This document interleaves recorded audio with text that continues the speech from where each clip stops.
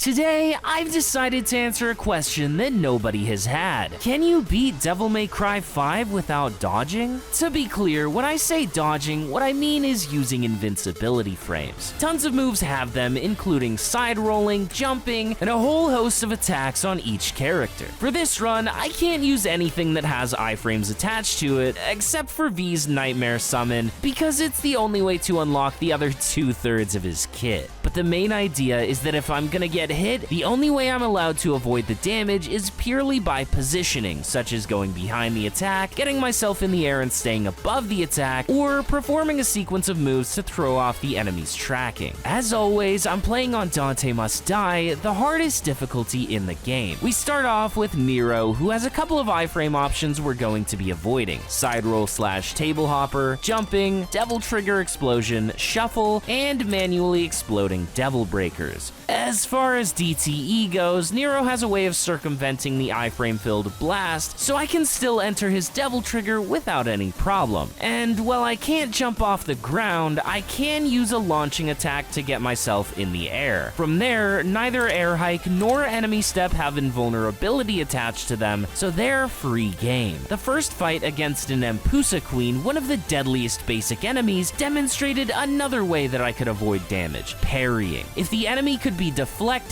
I was certainly gonna throw my sword right at their attack and hope I could counter it. The boss of Mission 1 served to show how much positioning mattered. For its tentacle sweeps, I was unharmed in the air, and whenever it tried poking me, I could simply move around to throw off the tentacles. A lot of the basic enemy encounters early on could be trivialized by juggling one enemy after another in the air, while their brethren watched in horror from the ground below. Most of the fodder thrown my way also had no hyper armor, meaning I could stay safe by constantly going on the offensive. Goliath was my first real worry. With large sweeping attacks and brutish offense, I had to be at the top of my game to avoid his destructive smashes. At low health, he tried to suck me off and I was powerless to stop it. You could technically break out with a devil trigger explosion or by destroying a devil breaker, but as I mentioned before, those had iframes, so I just had to eat the damage and start over from the beginning. The second try went much better as I learned from my mistake and saved up enough DT to avoid getting sucked off in the first place. Artemis was relatively easy thanks to the fact that I could use enemy step to get away from her scream. It did get scary towards the end thanks to my inability to buster her, but I had enough health that it wasn't really an issue. The flying weapon's demise marked the beginning of the worst character for this challenge, the titular character of Devil May Cry, John V. He relies on his pets for everything, and pretty much anytime they do something for him, it involves iframes. Side dodge, jumping backward, and summoning Nightmare all had massive amounts of invulnerability. Even the majority of things he can do on his own make him immune to damage, like teleporting or using Royal Fork. Unlike Nero, I didn't have a way to get myself into the air, so even enemy step was off limits. The only thing I decided to allow was summoning Nightmare because that big ball of destruction is so important to his kit. The caveat is that I had to summon him when I was completely out of harm's way so that I wouldn't accidentally use the iframes. The basic encounters didn't pose a threat thanks to the pets taking the aggro most of the time. My strategy for Nidhogg usually involves standing at the back of the arena and dodging back and forth with Shadow, so I expected this fight to give me some trouble. To my surprise, most of the peeled orange's attacks were easily avoided by just walking in one direction. Garion Knight, on the other hand, proved to be the real problem. The lightning demon riding on a Dio horse had massive swings that left virtually no room to avoid them, and the time slow led to situations that were simply impossible to navigate. But after numerous attempts, I realized I had an ace up my sleeve. See,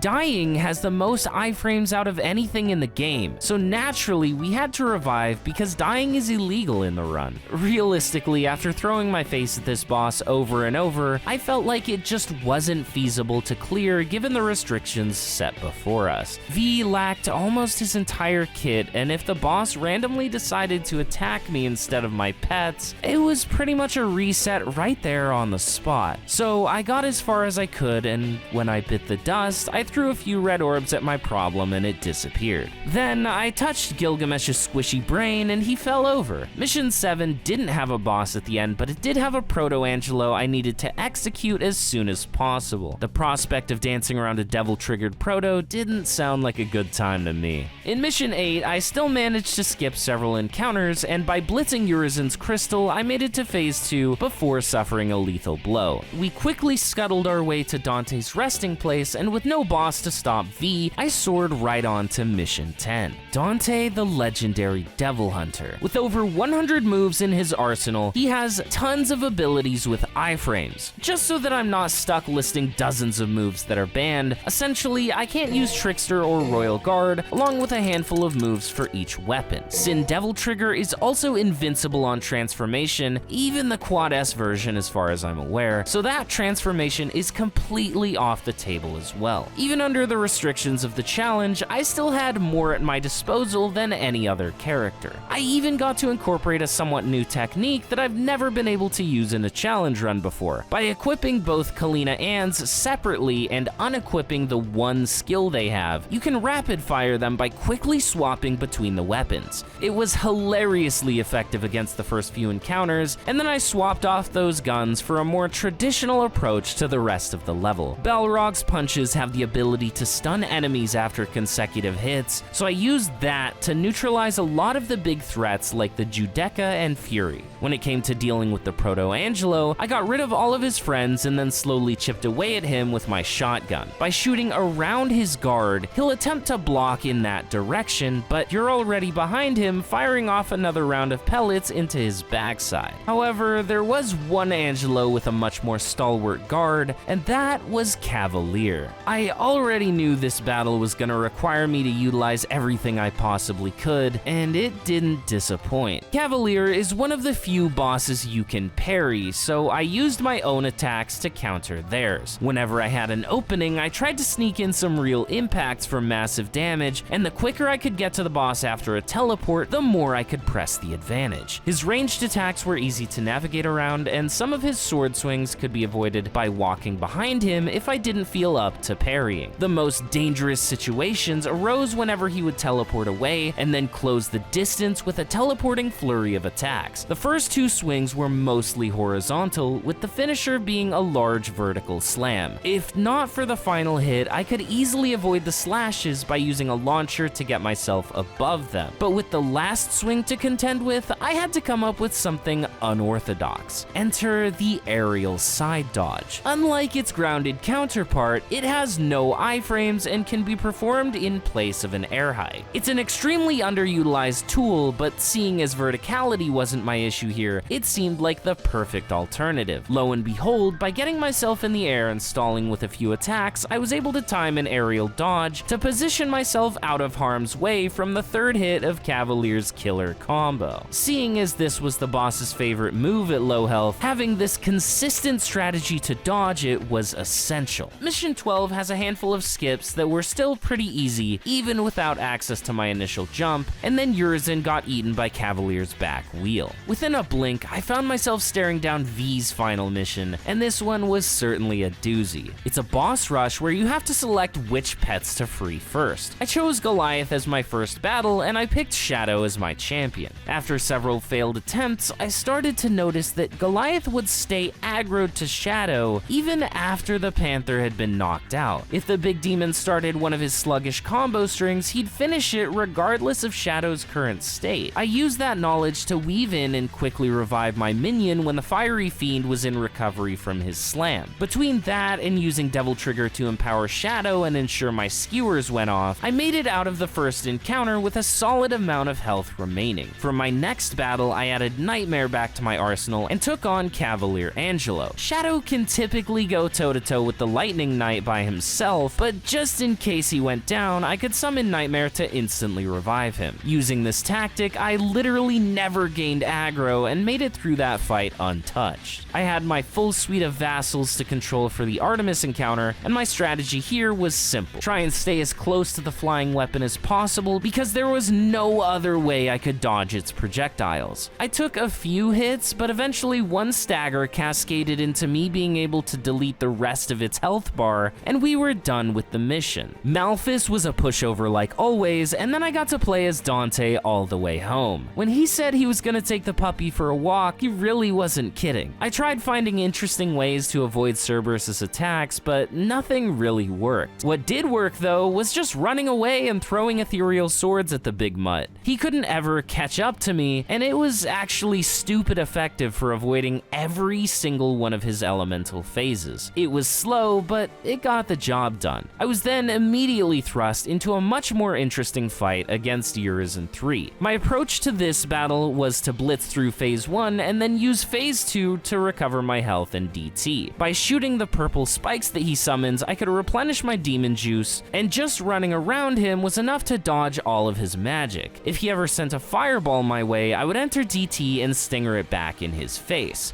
The real problem was phase 3. He starts throwing lasers out like candy and has an attack that turns his whole body into a hitbox, along with a teleporting finisher that I really don't think I could avoid. If I was gonna succeed here, I basically had to skip the entire last phase, which becomes much more complicated when you remember that he enters Devil Trigger around that point, greatly reducing the damage he takes. In order to see my goal fulfilled, I took advantage of a little known quirk about this version of Urizen. You know how I mentioned that on normal enemies, Balrog has the ability to put them into a special stun? Well, it works on this guy too, it's just that he has a pretty large meter to fill up. By knocking him over with his own fireballs in phase 2 and then building his stun while he was down for the count, I managed to proc the status effect during his transition to phase 3, which gave me just enough time to finish him off. Against the Nightmare Trio, I used my old friends Kalina and Anne because it was really funny to see them incapable of doing anything while I rained the full firepower of America upon them.